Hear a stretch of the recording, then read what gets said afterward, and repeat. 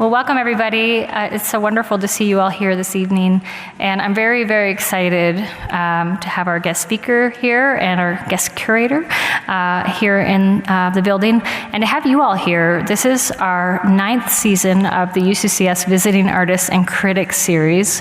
So that's pretty amazing in itself, but also we're especially grateful to be able to do this once again in our beautiful Chapman Recital Hall and in the Ent Center for the Arts. So thank you all for being here.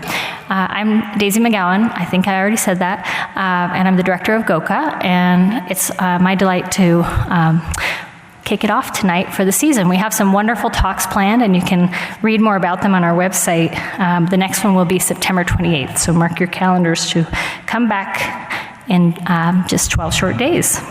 So tonight, first, I'll back up. The Visiting Artists and Critics series was founded with a goal as a collaboration between our Visual and Performing Arts Department, in particular Visual Art and Art History programs, and the UCCS Galleries of Contemporary Art, to bring artists of international and national distinction to our campus.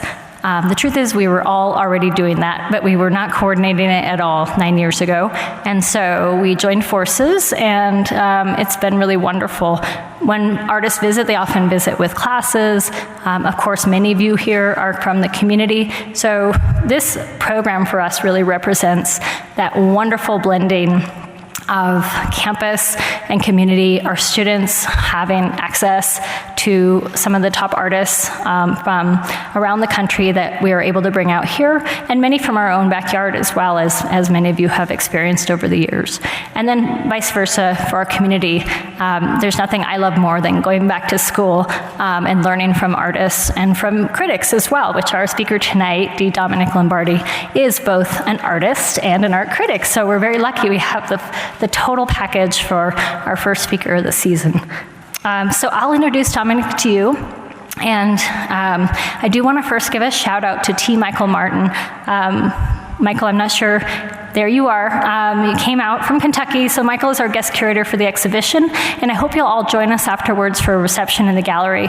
We have lots of food on a stick and lots of beverages, and it should be a lot of fun, and you can talk to Michael about the process of curating the show. We've been very fortunate to travel it here. I know it was delayed a bit, but we made it happen. I'm very proud of that. And of course, you can talk more with our visiting artist and learn more about him through his work. So one thing I've shared with this exhibition that's wonderful for an academic space, and that I'm grateful to Michael for putting this together, is for our artists to see the work of an artist over a 45-year arc, and how an artist can grow over time, but their work can have these threads that run through it. And so you'll see there are 20 different bodies of work in the exhibition that have connections and similarities, but some wild differences as well. And there's a wonderful catalog, and copies are available to take tonight. So those are still available, and you can help yourself to one of those catalogs when you go into the gallery. And I should say that T. Michael Martin is the director of the Clara M. Eagle Gallery at Murray State University in Murray, Kentucky. And I'm grateful to my husband, Don Fodness, who had a solo exhibition there and connected me with Michael, and then that's how the whole thing came about. So here we are. It was really wonderful. So I will introduce to you our artist tonight, and then he'll talk for about 40 minutes about his work and life and practice, and then there's some time for questions. So I hope you'll have some good questions for our artist. And if we don't have time for all the questions, then come on over next door and you can ask more there. So I want to introduce to you our artist. As I mentioned, he's also a writer and a curator, and he has come to us out from New York, where he was born in 1954 and into an Italian-American family in the Bronx, so a lot of great history in the northeast part of our country. And he shared that he worked in his father's carpentry shop as a teenager, learning to work with and respect hand tools under the guidance of his father and his grandfather. And those are lessons he's continued to employ over the past 50 years. You have written for so many publications. I encourage you to take a look at the wall outside of the gallery. We've got a nice selection of some of his writing out there, and it's really wonderful to dive into. But there's so many that I could go on and on. But I will just say that he currently is living and working in Valhalla, New York, and you can find his writings online as well. So I encourage you to look up that. But focusing on your art tonight, I will turn it over to you to take us on a journey and share your practice. So thank you so much for being here. Please join me in giving a warm welcome to D. Dominick Lombardi.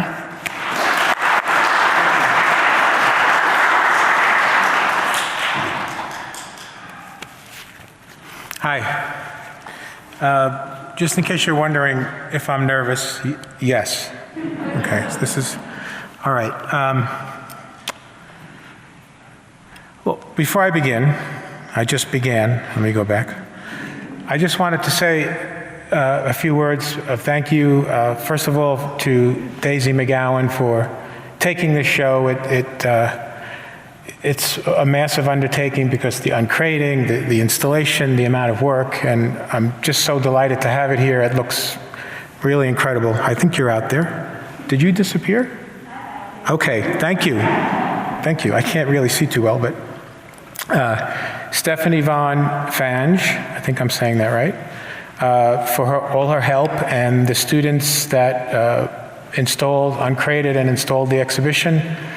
Unpacking and crating, it's just a lot of work, so I appreciate that. And for the Marie Walsh Sharpe Gallery for taking on the exhibition, it's just been an amazing thrill for me, and I'm very happy to be here, so thank you. Also, T. Michael, of course, for starting this once-in-a-lifetime opportunity for me, which has been so great, so thank you. And one of the things I've learned from these things, doing talks, is I can never figure out how to start. It's just, so I'm just gonna, I've learned from writing that, when you write, it's good to throw out the first paragraph that you write because it's really the worst, and just get into it. So I'm just gonna get into it. No jokes, just gonna go right for it. Okay. All right, so just to set this up so you understand a little bit more about who I am and how I came to be the kind of artist I am.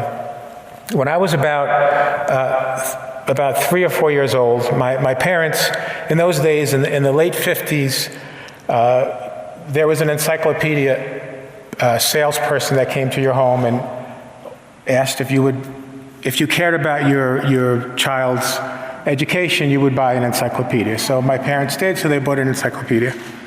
There was this big fuss about the expense and building a bookcase and all this hubbub about it. And when they finally arrived, I walked over to the middle of these row of encyclopedias, pulled down the middle one, it opened up to this page, and I still have this book.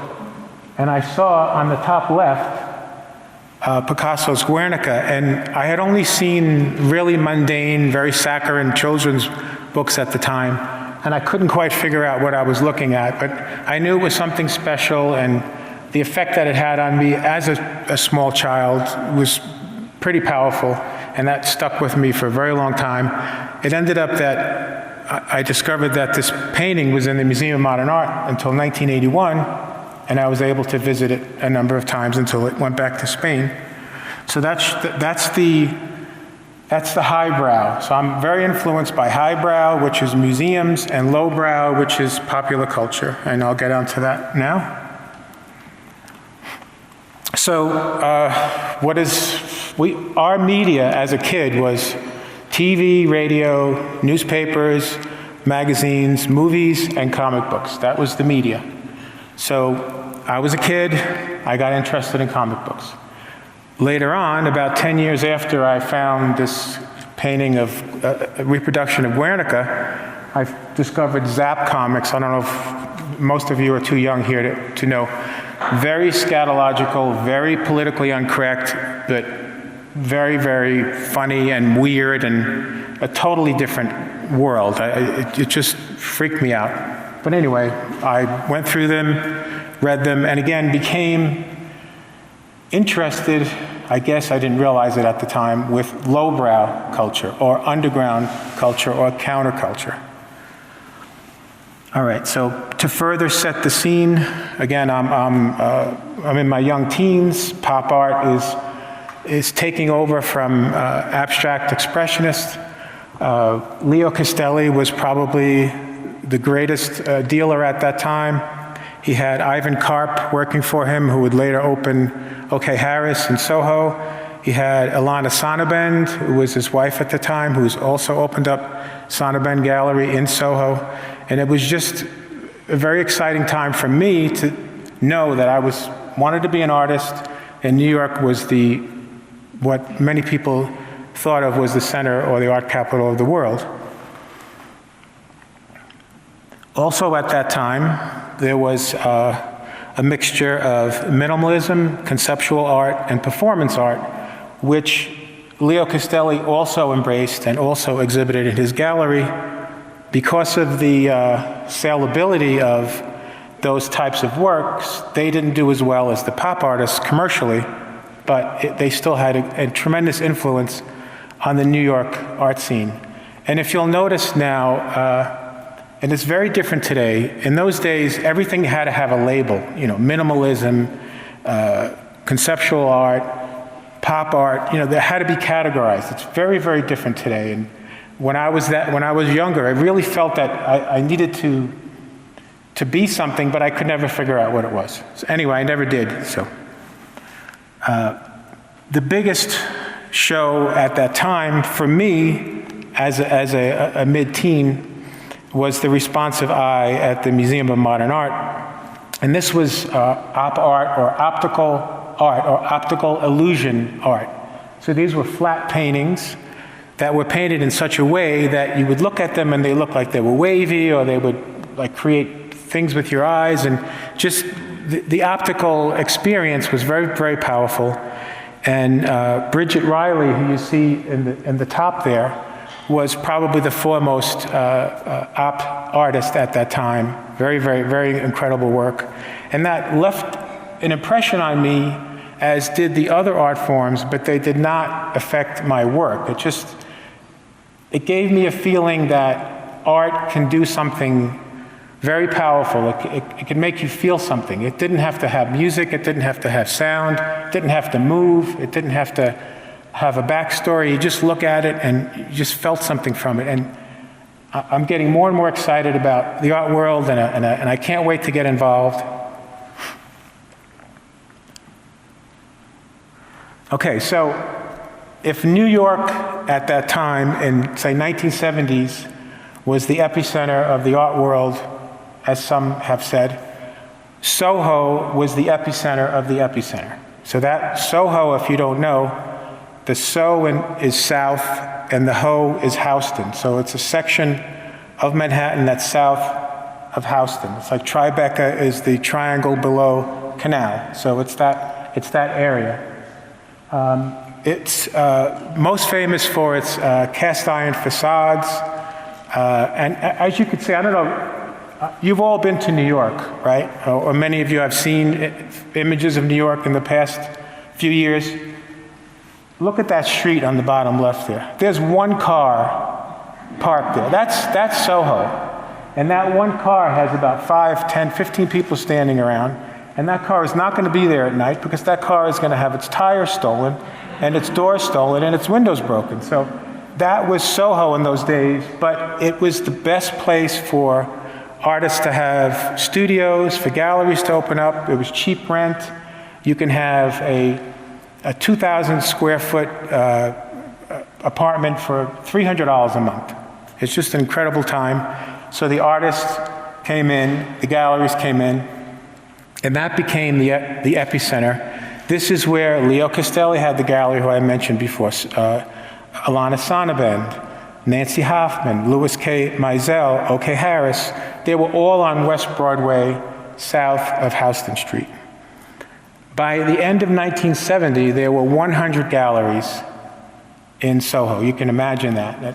Again, I'm like a kid in a candy store. You know, I want to be an artist, and here's all the galleries, and it's not that far from where I live. So it was just a great experience for me. But the hardest thing to do as an artist, because there are hundreds of thousands of them very close or in Manhattan, is to get an opportunity to show your work. So that was the tough part. So I decided after 2 years of college, and I don't recommend this, but after 2 years of college, I would start my career, and I would pound the pavement. I would try to figure it out. I would get out there. I couldn't wait any longer. Too much anticipation. Everybody all right out there? Yeah, okay. All right, so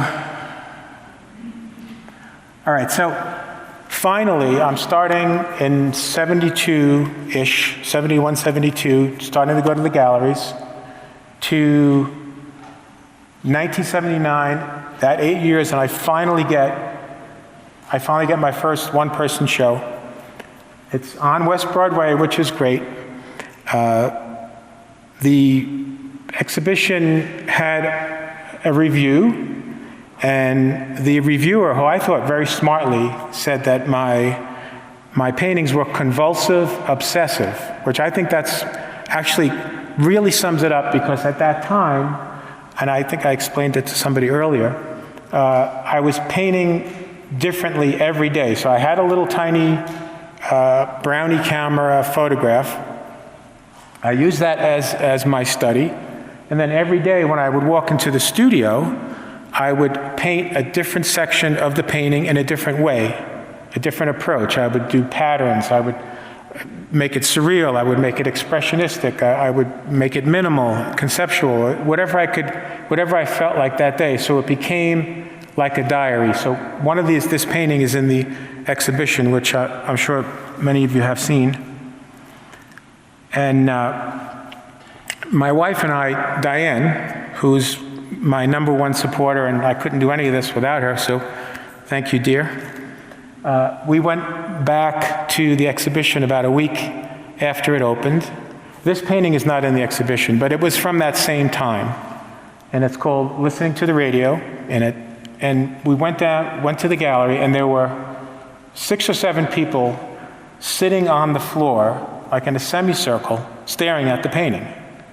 So I was blown away by that. You work in your studio, so you show your painting to somebody, they look at it for 2.5 seconds, and they say, yeah, that's good, and they walk away. But to have somebody sit there, 6 or 7 people just enjoying it and looking at it like it was a big screen TV. It just was really powerful, and it was a great moment for me, and it made me feel like I was on my way, even though I wasn't quite yet. But all right, so if you did go through the exhibition, you would have noticed a few things. First of all, I'm not a landscape painter per se. I don't do cityscapes. I don't do so many seascapes.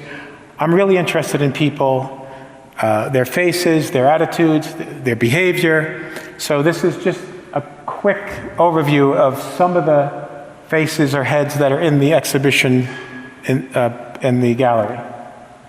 The second thing you may notice, which I had mentioned before, my voice is going loud and then not loud. That's okay, right? Because I'm moving around a lot. Okay, good, okay.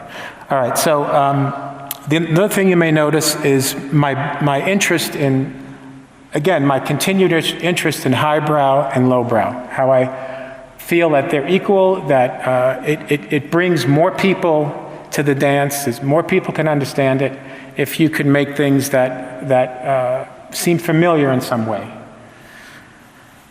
Okay. Next thing you may notice is a variety of approaches and styles and material, and how I repurpose material. For instance, the painting on the top right, the background, the gray background with the flowers, the poorly painted rose flowers, I did that when I was 8 years old. And then I found that painting in my parents' storage area, and I repainted it with that weird-looking sled thing in front of it. And I think that's in the exhibition, I'm pretty sure. Yes, in fact, all of these are in the exhibition. Okay, I just remembered that. Okay, the bottom left, I don't know if you've seen these before. These are called sock dryers. So I guess many, many years ago when people only had 2 pairs of socks, long socks, they would take these sock dryers, wash their socks and stick them on the dryer and then stick them near the fireplace and they would dry. And they had holes cut into them to pass the heat from one side of the sock to the other. And I took that opportunity to make little paintings to fit in the legs of the sock dryer legs. So you'll see that in that painting in the gallery.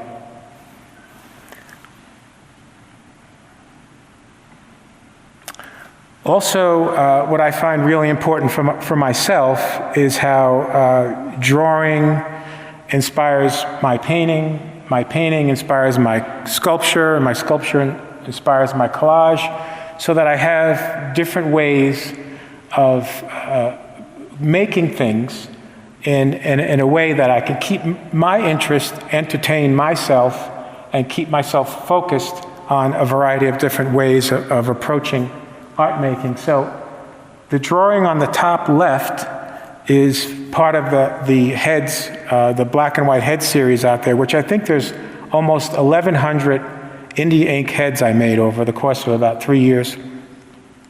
This is part of the post-apocalyptic tattoo series. So I liked that particular drawing. In fact, there were 8 of them that I really, really liked, and I wanted to turn them into sculptures. So what I did is I took a piece of found plywood, cut it with a coping saw, stuck all these medicine and vitamin bottles onto it in the middle picture on the top. On the top right, I took common rags that we were going to use to clean. I just cut them up, dipped them in paint, filled in some of the voids that were created by the bottles, took smaller pieces of rags and dipped those in paint and then filled in those smaller spaces. Then I took paper mache, which is pulverized paper, acrylic medium, and gesso, and I made a paste, and I pushed it in and leveled it off with palette knives and my fingers. You could see some of the areas, the teardrop eye, there's little puncture holes in there because I made it a little too thick and I had to get some air in there to help it dry. Then I would get one final coat of the paste, file that down with files and sandpaper, and then paint it with about 7 coats of paint. So it would have this very interesting tactile feel, but all that was from being inspired by the drawing. And again, I had mentioned this earlier, the tedium, the problem solving of making something is what keeps me in there. It keeps me focused. It keeps me engaged. And I think any artist here, any painter here would know that. Sometimes the most mundane, boring task is the one that really, really gets you focused, and you can almost meditate when you're doing it. You're in another world. It's a great, great experience. This is none of these are in the exhibition, but I just wanted to show you again the process of how things, again, this is part of the post-apocalyptic tattoo series, which was born out of my concern for the state of the earth and all the problems in the environment. And this figure, the beachcomber, is one of the, I think, secondary characters in the narrative. There's a number of characters in the narrative. It's like an 11-year series. And this fellow here lost his great love, couldn't find her. He would walk the beach every day to look for her. And as he was walking the beach, he would get his from the sun and the atmosphere and the pollution, he would kind of like stick to stuff on the ground, stick to garbage. It's like really gross. But I don't know what this means for me personally, but this is what it is. All right, but he's cute though. He's kind of adorable in a way. All right, so first was the painting. That was in 1999. Then I did the charcoal drawing in 2005. And then I decided to do the very, very last piece of the post-apocalyptic tattoo series. So I don't know how well you can see it, but you can kind of see it in the detail. It's all beach. I collected beach debris for about, I don't know, Diane, how many years have I been picking up garbage from the beach? 50 years, I don't know. Anyway, put wood in there and made a superstructure, and then stuck with string and screws and, put them all in there and made this paste. Now, the paste that I made earlier with the paper mache and the acrylic medium and the gesso now became acrylic medium and sand. I found in 2008, I think it was when this was made. Yes, 2008, we had the downturn in the economy. All construction sites in my part of the world were shut down. Everybody left everything on site. I just a couple of buckets. I took some sand, 150 pounds of sand, my 2 buckets, stuck them in the car, and I made a bunch of sculptures, some of them which you see here in the exhibition. So on the front side, I built on top of all the debris this figure, again, working from the painting and the drawing. So that's about that high.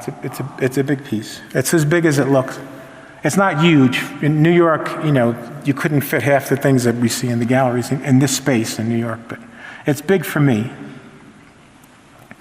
All right, so we're gonna take a bit of a jump here, because I know there's a lot of artists, aspiring artists in this room, and I think it's really important, again, to go back to my approach and what I've learned from all my years of trying to find a primary gallery, which is the goal. You want to find a gallery where you can hang your hat, that'll promote your work and show your work and bring it to art fairs and get you in museum shows. That's the goal. That was the goal for me.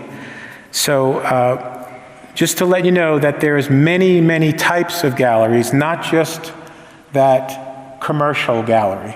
The one that we think of, the classic commercial gallery, is the one that puts the work out think of this business plan for 1 second, okay?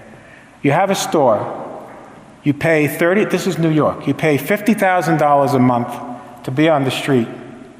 You take a week, you shut down, you install, you put artwork out there, you try to sell it, and then 3 weeks later, you take it down, you close down for another week, and you're only open Tuesday through Saturday from 11 to 6. A terrible business model, really, if you think about it. But it works in New York because there's so many galleries, there's so many collectors, there's so much press that it maintains. But that's what we think of as the classic gallery. But there are other galleries. There's, for instance, here, university spaces, which I think are the best fit for me, especially now, because I think that, I hope anyway, that my work can be appreciated by young people, old people, middle-aged people, different backgrounds, different walks of life, and I think that that's my best audience. I feel that that's, for me, where I fit in the best. So this is an example of a show. This is one of the sand sculptures, as you could see, and you can see the back is, I think this is mostly from the toys and from the highway, I think. Things I found on the highway. I think that chain is from a tow truck, a disabled tow truck, I think. And that's a reflector from a broken car, I think. Anyway, this show was about, again, the downturn of the economy. The figure in the middle and the right more specifically discusses the violent drug wars in Mexico, but it all was about marginalized people and the issues in the economy at that time, the political issues at that time. But the point that this is here, the reason why I'm showing you this is another university space. I ended up getting an exhibition in a small space in that gallery. I became friends with the director. Then I curated shows for the director in bigger spaces in the gallery. And then a few years later, I had a one-person show in the big gallery. So you could start, think about all the options you have, all the types of galleries that there are out there. There are university spaces.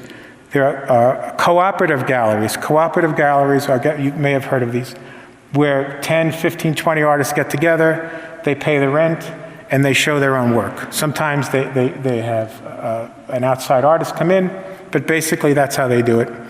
Then there's art centers throughout the country and other types of spaces. So keep that in mind, that when you're looking to get your work out there, which is should be your primary goal, is to get people to see your work, is to not just think about that one model, that commercial gallery. Now, in New York, and I've noticed this when I've traveled in Iceland and in Japan, that they have what I call hybrid spaces, which might be a high-end clothing store, and then downstairs or on the side or in the back, they have a gallery. And the shows are great, perfectly fine, just like any other space, but they're able to support the gallery by having this income flow of another product that sells more easily than commercial art, than fine art. So this was Gallery Protege. This was a show I curated called Funhouse. I knew a bunch of artists that were doing interesting things. The bottom right is an artist I know quite well who does romance novels. And the top left is Rodney Allen Greenblatt. I don't know, you may know him from the 80s, famous 80s artist. Different people who I thought together made it seem like a fun house, like what I remember from the old amusement parks, these crazy spaces of all this sounds and emotional objects and images. So that's the idea that I came up with. And that space is downstairs in a beautiful little gallery down a spiral staircase, where Chelsea Framing is upstairs. So Chelsea Framing is a huge frame shop. They do tons of business, and they're able to support this space. So I was able to curate 4 or 5 shows for her, and I was also able to show with that space in exhibitions that were curated by the people that worked in the space.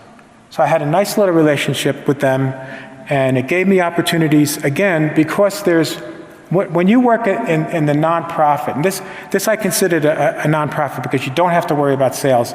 You could take chances with your artists. You can go and work with artists that make things that can't really sell, but are powerful still. So that gives you that opportunity. And I would urge you to keep that in mind, to look for these things. They're everywhere. This is another space in Brooklyn, Art Lexus. This is really cool because they published comic books and new narrative art. And I was able, they offered me the first cover. So I took some of my indie ink drawings, put them in, scanned them, put them in Photoshop, colored them in, and designed this cover for them. And I also did curated exhibitions for them, and I also exhibited my work there.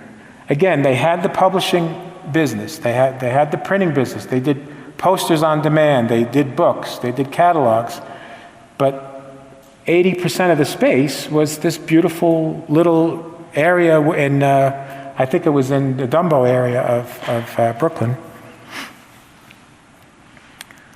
I have had worked with a number of what you would characterize as commercial spaces. This is Kim Foster.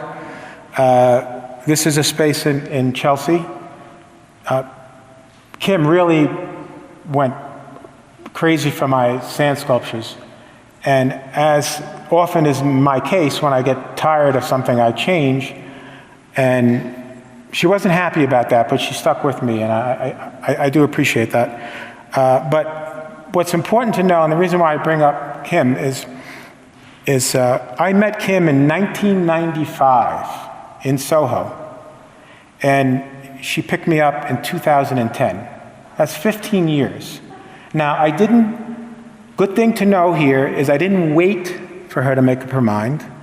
I think she's great, great curator, great artist that she works with, but I did other things. You can't just send out one thing to one gallery or speak to one person in one gallery and then wait for your response. You got to do as many things as possible, get out there and I write, I curate, I've done art advising, I owned a gallery for a while. You just get out there. I've taught classes. I've done scenic work. So you get out there, you meet as many people as you can, you throw as many darts at the bullseye as you can, and eventually you'll get something back, but sometimes you got to wait a while, but it does pay off. One of the things I did was do art safaris. I've always found the time, I tried my best to get jobs where I didn't have to work every day, where I could take time off and spend time working on my career. And the art safaris was probably one of the smartest things I did. I would get together with collectors, gallerists, writers, curators, artists. I would send out emails, I would make phone calls. This is before texting, but emails and phone calls. And I would say, we'll meet in the coffee shop on the corner of West Broadway and Prince at 11 o'clock. And whoever wants to come. Sometimes there'd be 5 people, sometimes there were 15 people. And we walked around to the galleries. We experienced the artwork for the first time as a group. Nothing was formalized. I wasn't the leader with the flag, we walked around. When it was time to go, we nodded and left. And discussed what we saw as we were looking at the work. We sort of were putting a handle on what we were looking at, because art, modern contemporary art is very confusing sometimes. So this was very helpful. And I'll get back to this later about how this helped me to get exhibitions and to curate. And this became particularly important after 9/11, because that part, Soho, Tribeca, that part of the city was a ghost town. There was nobody going down to Lower Manhattan because of what happened, the horrible occurrence of 9/11, and businesses were really, really hurt. And I felt a responsibility that I was getting some support from that community. I had to give something back. So as soon as we could, as soon as it was clear, I started up again with the safaris. And we went down. I think the first day, there were just 3 of us, and then there were 5 of us, and then there were 10 of us. And it really made a difference. It made me feel good, it made the galleries feel good, it made the people that attended these safaris feel good. So things like that are also a success. You have to look at the big picture. You can't just look at when you sell a piece of artwork, when you get your solo show, and when you get the great review. It's everything. It's when you're feeling a part of it. That feels really good. That's the success for me, anyway. So I do a lot of traveling. Because I write, I get invited to places to come and see their work in the hopes that I will write about it, and I always do. I always feel that that's a compliment, even just to ask me to come. So I always do what I can. And I was in Japan, I was exhibiting in Tokyo, and I had a sponsor to bring me to Korea. Went to Korea, and the gallery scene there is very cool. It's major galleries, big galleries, very well organized, very well funded. So this was a Jean-Claude and Christo show that I reviewed while I was there. I reviewed a bunch of shows. That's me with the bandana. I don't know if you could tell. And that's Christo and Jean-Claude back there. Discussed there. They have passed since then, but this was a great experience for me. I got to meet them, and I wrote a review. And again, I felt like I was involved. I felt like I was giving back. I felt good about it. Art reviewers now, just in case you're thinking of this as a career move, forget it. There's no money. It's it. Unless you're writing catalogs, or writing.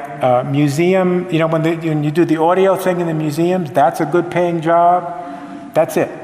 Unless you're on the staff of an art magazine, you're not gonna do well. You know, if you're a freelance like me or a stringer like me, that's it. They feel it's a privilege now, especially with the downturn in the economy and the lack of print advertising, that there's no money.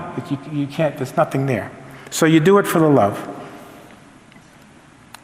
This is just a funny photograph. This is me, you know, with my free beer at the opening, trying to figure out what I'm looking at, to think about if I should be writing about this. So, you know, you should all be laughing, but okay, didn't work. Okay. All right,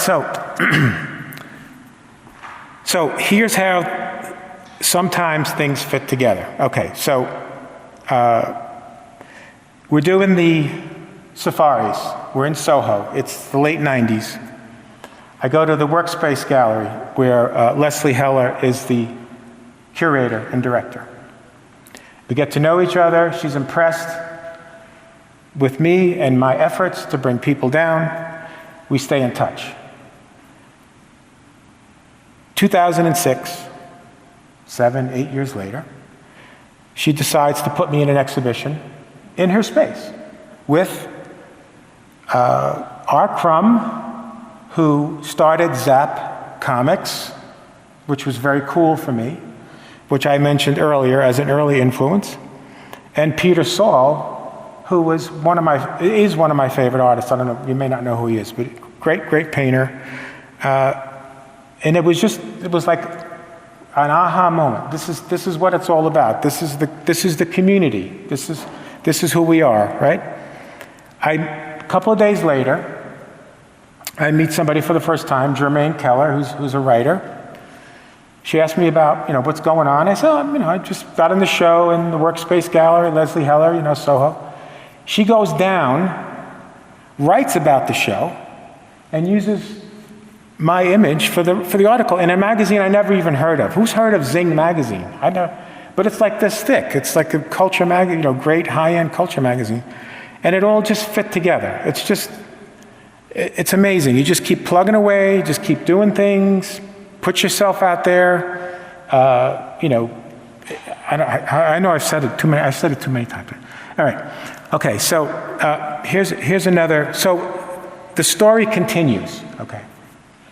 We're still on Leslie Heller here. So in 2014, I run into her. She's now moved from Soho, where I met her, to a Madison Avenue gallery, to a gallery on the Lower East Side.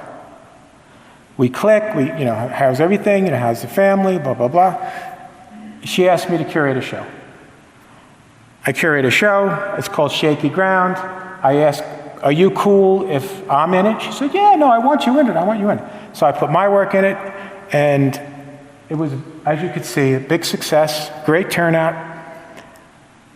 The photograph on the top right is from when I was working on, I think it was either Unbreakable Kimmy Schmidt or Master of None, because I'm a part-time set painter. I retired. But I was working on that show, and we were breaking up sheetrock in one of the scenes. We had, this is scenic art right here. You break up sheetrock and you throw it on the floor, and then the actors come in, and everybody's happy. So anyway, that's what I'm working on, and that was the cover of the card. And 4 of the artists in the show were coworkers that I met at work. We're all artists. We're all trying to. It's a great job for an artist, you know, that you're not making any money or enough money selling your work. It's not regular. So you need a job, and you work for the movies and TV industry, and it's great. So that's all kind of fit together, and that's all from what? The safaris from the 90s. That this would not have happened if I didn't meet Leslie Heller, probably now 16 years earlier, in her gallery with the group of people that I brought in. So now that I mentioned scenic art, I just want to give you just one example. Since I'm a sculptor and a painter, I always end up doing these sculptural things. This is the set of Quantico. I don't know if anybody's seen the show. So we get these brick, and it's like formed paper, cardboard, and the carpenters stick them on the wall with staples, and then the scenic painters fill in the staple holes and paint the brick and the mortar to make it look like brick. And then they ask me to come in and fix the corner. So the left corner is the edges of the plywood and the brick, fake brick, and I filled it in with, guess what? Acrylic, what did I say before? Paper mache, acrylic medium, and paint. I filled it in, it dried, and I paint it to match the colors. So the middle is, I used red paint because I was making brick instead of white paint. And then the right is it touched up with the paint. So you can't tell that it's fake. It looks like real brick. This is another example. That's me on that table. I'm carving a cupcake top. And I used a sheetrock saw, which is a long, long saw with big teeth on it. And I held it on the side. And I was scraping and scraping and scraping and scraping. So all that snow on that table there is pieces of styrofoam, and I smoothed it out. I put a coating on it, some color on it, and painted the bottom. And that's the door that lifts up when I forget who's the actor in Master of None. Aziz Ansari. Yeah, Aziz Ansari. That thing goes up, and he walks through, and he's doing the cupcake challenge or whatever it's called. Anyway, so that's scenic art. The thing on the left is a DJ mixing bowl. That's also scenic. The colors on the background, that's clear. Coroplast, which is it's corrugated plastic, like you have corrugated board, which is the wiggly paper inside the two pieces of paper. That's corrugated cardboard. Coroplast is the same thing made out of plastic. And we painted those different colors and put the set together. All right, so this is the Writers and Artists Exchange. It was the first one, and it was in San Antonio, Texas. I was invited with 14 other art critics from all over the U.S. to meet, to go to galleries, artist studios, private collections, museums, just to get a feel of what's going on in San Antonio in the art scene, to spend 3 days making mental notes, and then at the end we gave a talk. I met some people, which is really interesting when you work freelance. Even in those days, before COVID, you didn't meet anybody. You know, you got a text, or you got an email saying, can you cover the show? Are you going to be here? Or I would write, I'm going to be in Texas, or I'm going to be, in Cincinnati, or I'm, going to be in Europe. What can I do? Any interest? And so I met people that I had been working with for years for the first time, like Charles Reeve from Art Papers, who's a brilliant editor, Glenn Harper from Sculpture Magazine, and Barbara McAdam from Art News. I've been working with them. I had already known Richard Vine from Art in America. That was no surprise, but I got to see people, face to face that I had been writing for, and it was great. We found out, who likes jazz, who's lives where, who's moved around, where they went to school, all these interesting things. You really got to know everybody, and it really helped me sort of put a face on that world. And with me at that time was Carol Kino, who was also, we were both writing for the New York Times, and I had met her through ICA, which is at the time, or still exists actually, is an art critics collective. And it was nice to again, have this time together, having dinner together, experiencing the same art, and we became better friends. And she kept an eye on my work then from that point on. She, I guess, only knew me as a writer, didn't realize I'm an artist who writes and curates. I'm not a writer who makes art and curates. I'm an artist first, and she became very interested in my work. And then in 2008, she curated an exhibition of the post-apocalyptic tattoo series, a 10-year survey of that work in San Antonio. So we ended up going back where we spent the time together 5 years later to meet, and where we met again for the trip. And you could see some of the drawings, some of the heads, and you could see the ones that are 3D. The ones I had showed you earlier, the one on the top there was the one that was from the drawing to the little pieces of rag and to the paper mache.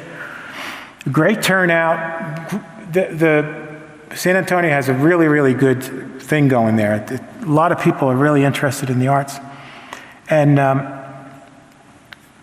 this is when the concept of the post-apocalyptic tattoo series is that in the future, 500 years in the future, or 5,000 years in the future, whatever it is, that we're so devastated by all the different pollutants, the air, the water, the transgenic foods that are finally wreaking havoc on our bodies, all these things that we don't live as long, unfortunately. This is, again,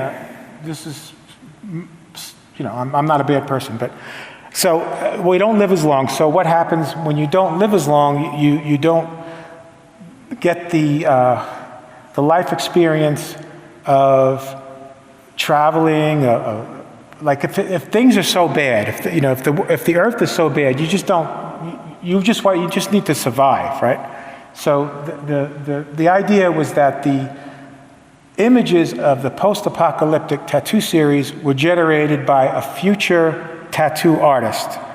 So this is intended to be futuristic tattoo flash, right?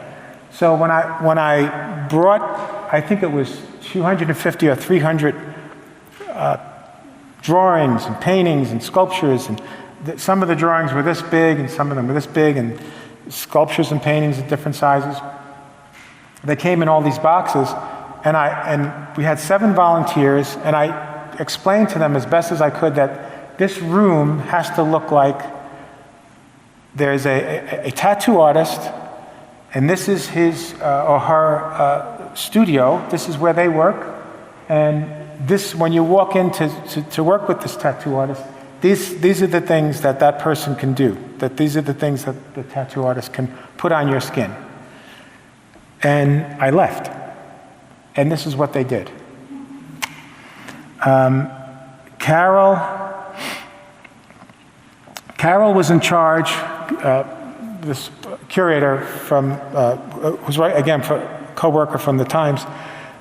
Her part was to create a narrative, to interview me for a few days, create a narrative for the story, to begin the story of the space. So she's introducing here, these people are reading the characters. So there's 8 main characters, a few dozen secondary, and 1,000 other characters, but she's introducing the narrative here. Here's another image of the space. And again, I'm really happy to see that people are looking. They're looking at the work, they're engaged with the work, they're not just hanging out. Like they're really looking at stuff. So I was very happy with that show.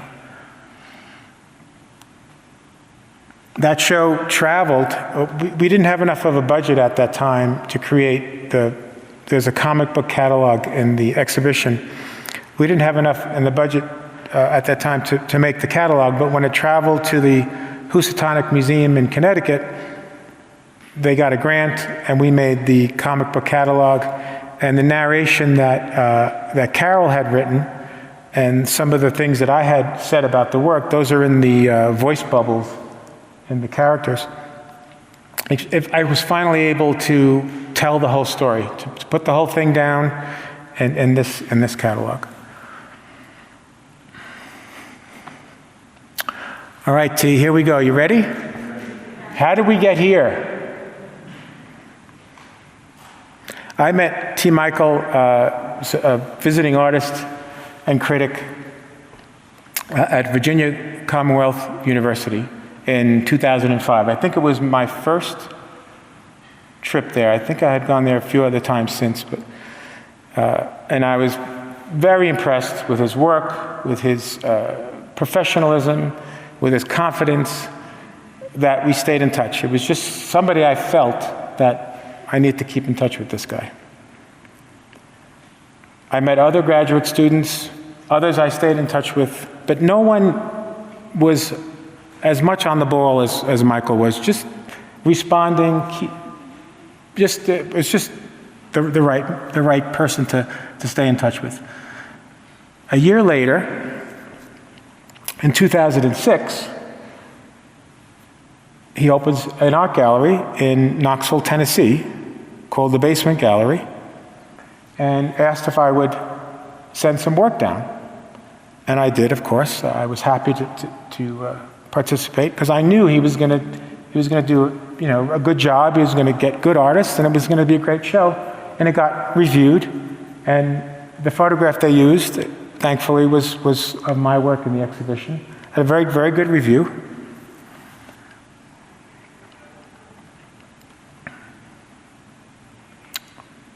Okay. We just saw this piece earlier, right? Okay. This is a very important sculpture for me. It's in the exhibition.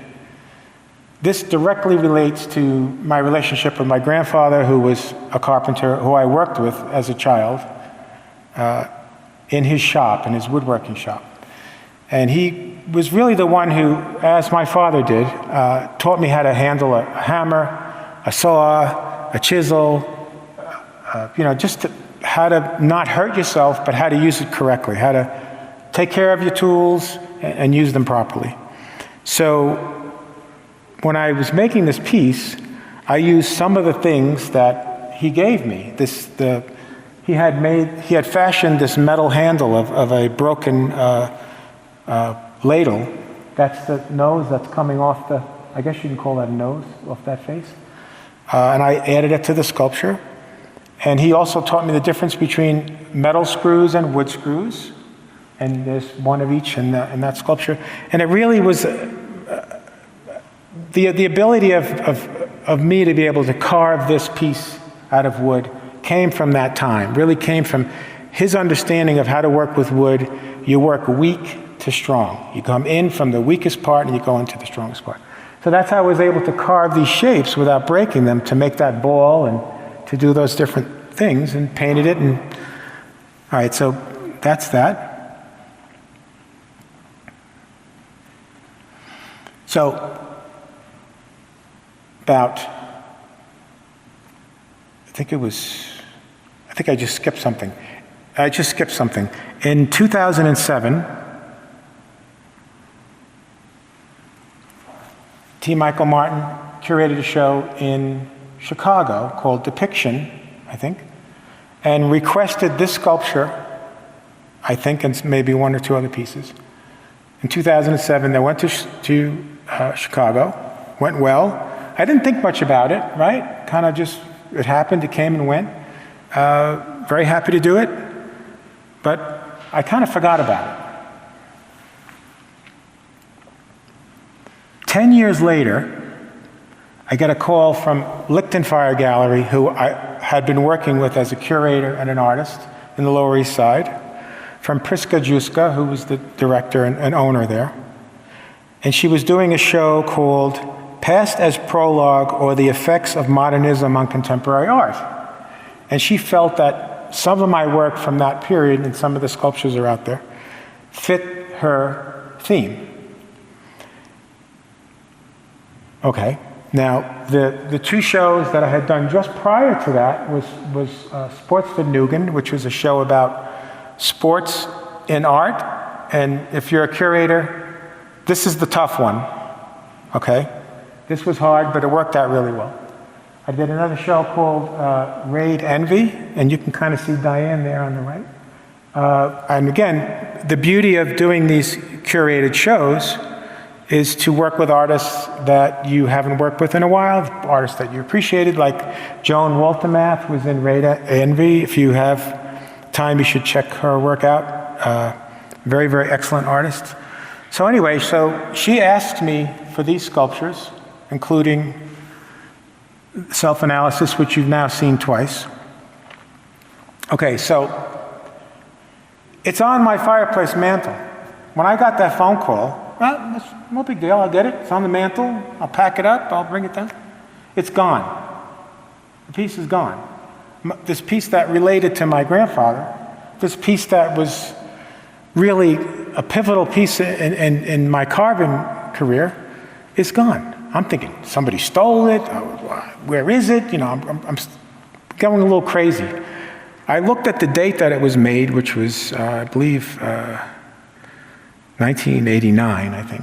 And I went through my resume, and I'm looking at all the places I've shown with since 1989, thinking, well, I got to figure this out. It's got to be somewhere. I forgot the show in Chicago, right? It's 10 years later, I forgot. I can't find it. I'm emailing everybody, I'm calling.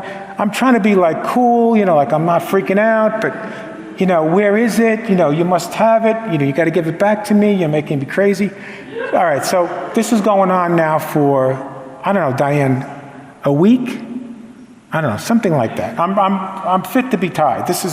My life is over. I can't find this piece, right? Okay. I got a call from an artist friend of mine, Creighton Michael, and he hears in my voice that I'm not myself. And he goes, Dominick, what's wrong? What's wrong? I tell him the story. I can't find this piece. It's on my mantle. It's supposed to be on the mantle. It's on the mantle. I'm going crazy. I can't explain how flustered I am to him. He goes, calm down, calm down. It's got to be somewhere. Diane is telling me the same thing. It'll turn up. But no, it's not going to turn up. I checked all my storage. I looked everywhere. I looked in the closets. It's not in the studio. I can't find it. He happens to talk to T. Michael Martin the next day or the same day. And what does he say? Oh, I've been trying to bring that piece back to Dominick for 10 years. Do you know where he is?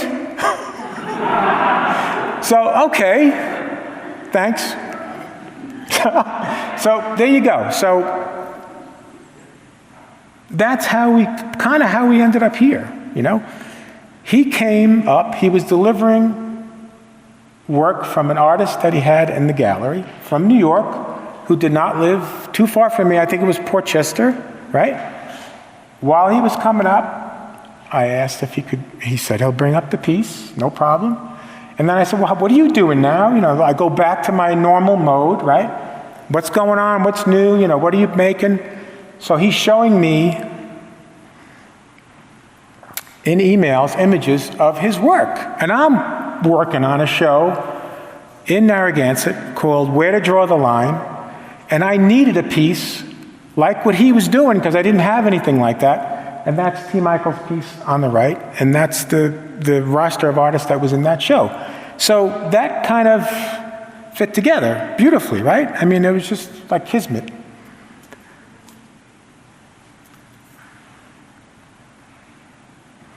He does the studio visit.